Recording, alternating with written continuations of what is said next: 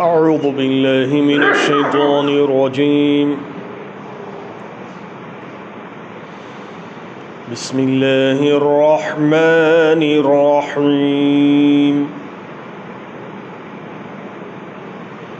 الرحمن علم القرآن خلق الإنسان علمه البيان. الشمس والقمر بحسبان والنجم والشجر يسجدان والسماء رفعها ووضع الميزان ألا تطغوا في الميزان وأقيموا الوزن بالقسط ولا تخسروا الميزان. والأرض وضعها للأنام فيها فاكهة والنخل ذات الأكمام والحب ذو العصف والريحان.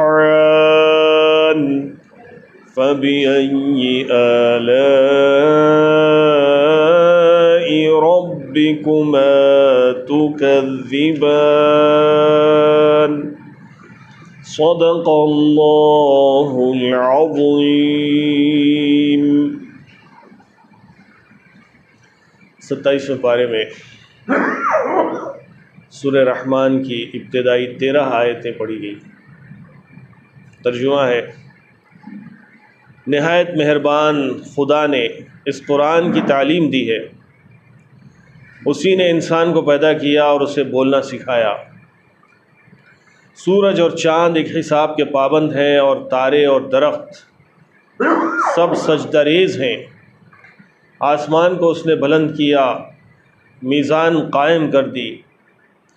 اس کا تقاضا یہ ہے کہ تم میزان میں خلل نہ ڈالو، انصاف کے ساتھ ٹھیک ٹھیک تولو اور ترازو میں ڈنڈی نہ مارو. زمین کو اس نے سب مخلوقات کے لیے بنایا ہے. اس میں ہر طرح کے بکثرت لذیذ پھل ہیں. کھجور کے درخت ہیں جن کے پھل غلافوں میں لپٹے ہوئے ہیں. طرح طرح کے غلے ہیں جن میں بھوسا بھی ہوتا ہے اور دانہ بھی. پس اے جن و انس، تم اپنے رب کی کن کن نعمتوں کو جھٹلاؤ گے؟